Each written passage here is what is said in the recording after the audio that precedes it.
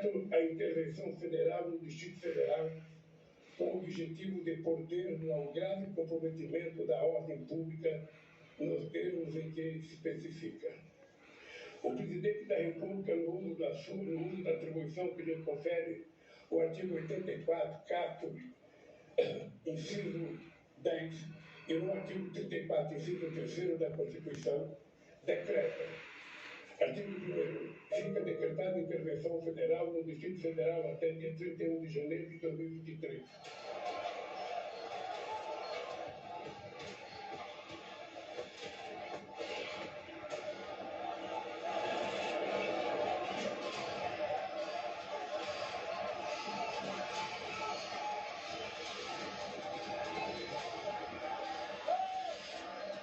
Nós temos aproximadamente 200 pessoas presas em flagrante e as prisões em flagrante continuam. Porque, tecnicamente, o flagrante ocorre durante o cometimento do crime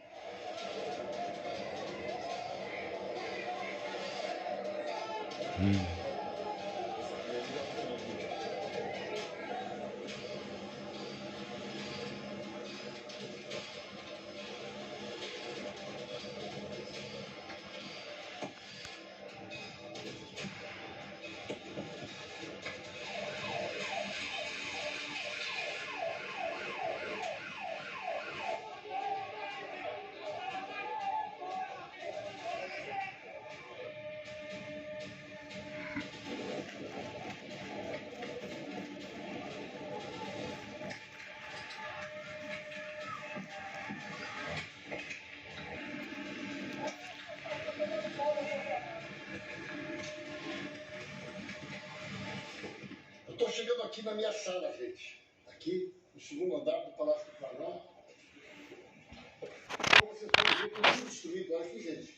Olha aqui, esse monitor. Botaram fogo aqui, ó.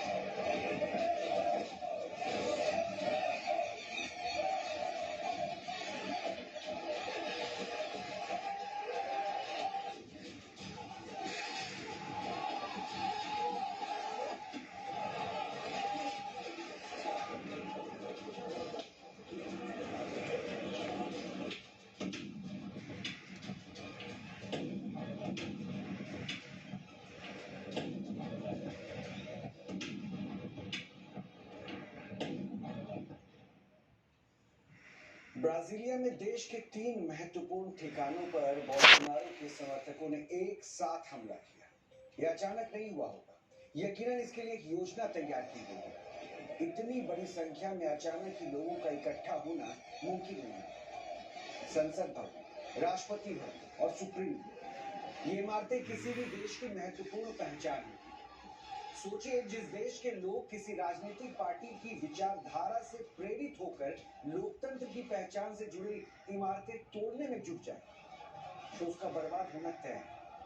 हंगामा करने वाले प्रदर्शनकारियों की मांग भी बड़ी अजीब, बहुत ही अजीब। प्रदर्शनकारियों की 2 मांगें थी। पहली, लूला डी सिल्वा को राष्ट्रपति पद से हटाया जाए, और दूसरी मांग थी ब्राजील में सैन्य शासन लाया जाए।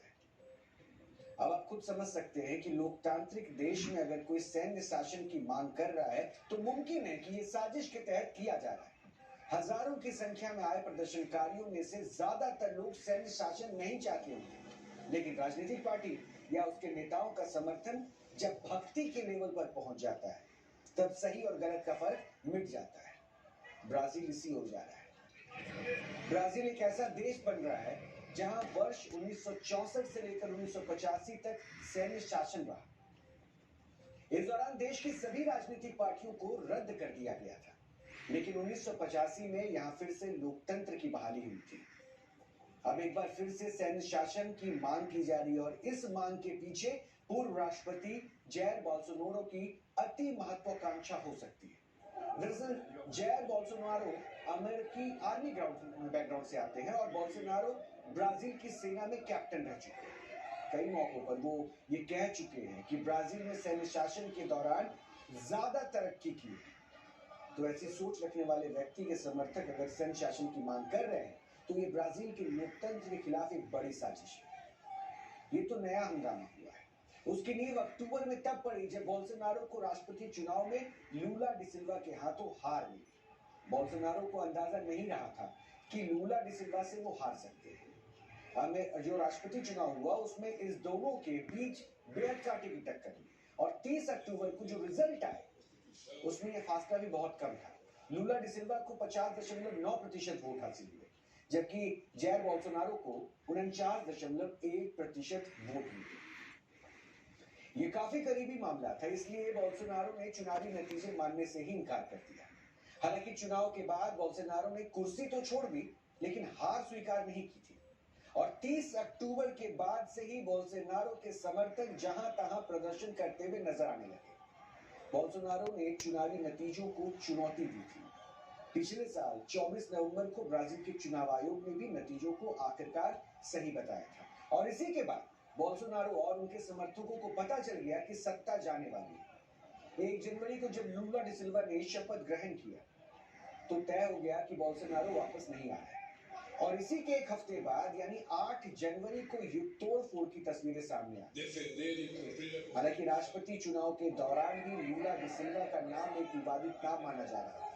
उनको लेकर भी कई बातें सोशल मीडिया पर थी, जैसे कि लूला डिसिल्वा वर्ष 2003 से 2011 तक ब्राजील के राष्ट्रपति रह चुके हैं। इसके बाद वो राजनीति से रिटायर हो गए थे। उन पर भ्रष्टाचार के कई मामले दर्ज थे। वर्ष 2017 में लूला डिसिल्वा को मनी लॉन्ड्रिंग के एक मामले में 9.5 साल की सजा हुई थी और जिस जज ने सजा सुनाई थी वो बाद में बोल्सोनारो सरकार में मंत्री बना दिया गया था। हालांकि मार्च 2021 में सुप्रीम कोर्ट ने इस केस को गलत बताते हुए रद्द कर दिया था और इसी के बाद लूला डिसिल्वा ने चुनाव लड़ने का फैसला किया था। ब्राजील के संसद भवन, सुप्रीम कोर्ट और राष्ट्रपति भवन पर हुआ हंगामा और वर्ष 2021 में अमेरिका के कैपिटल हिल पर ट्रंप समर्थकों के हंगामे में भी कई समानता है। माना जा रहा है कि ब्राजील में जो हंगामा हुआ काफी हद तक एक सुनियोजित यानी कि प्री प्लान्ड साजिश, और इस साजिश को समझने से पहले अब हम आपको अमेरिका के पूर्व राष्ट्रपति डोनाल्ड ट्रंप और ब्राजील के पूर्व राष्ट्रपति जैर बोल्सोनारो के बीच की समानताएं बताना चाहते हैं। दोनों की सिमिलैरिटीज आप जानते हैं। डोनाल्ड ट्रंप और बोल्सोनारो के विचार के दोनों ही राजनीतिक कार्यशैली में काफी उन दोनों में समानताएं हैं। महिलाओं, अप्रवासियों, शरणार्थियों, LGBTQ समुदाय और कोरोना संक्रमण पर दोनों ही नेताओं रहती होगी, क्योंकि भारत में भी ऐसा ही होता है। जब नतीजे उनके पक्ष में होते हैं तो सब कुछ ठीक ठाक होता है और जब नतीजे पक्ष में नहीं होते हैं तो सीधे सीधे EVM पर ही सवाल उठा दिया जाता है। इसी तरह से डोनाल्ड ट्रंप ने भी अमेरिका के राष्ट्रपति चुनाव में पोस्टल बैलेट पर सवाल उठाए थे। डोनाल्ड ट्रंप और बोल्सोनारो के बीच वैचारिक समानता नहीं, बल्कि राजनीतिक रूप से दोनों की विचारधारा भी एक जैसी है।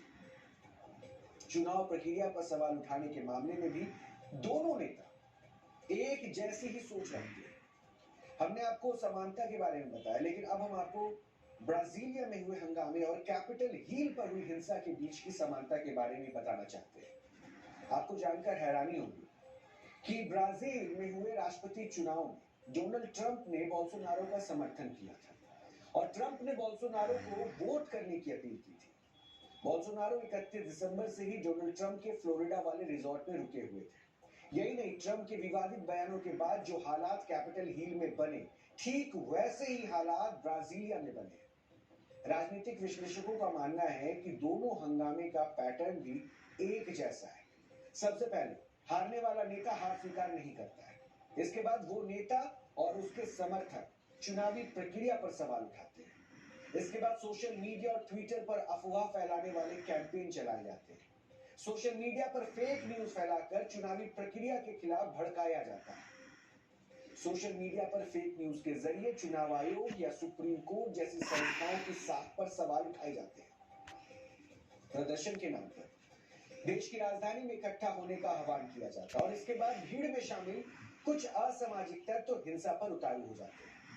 अमेरिका के कैपिटल हिल और ब्राजीलिया में इसी पैटर्न पर हिंसा हुई।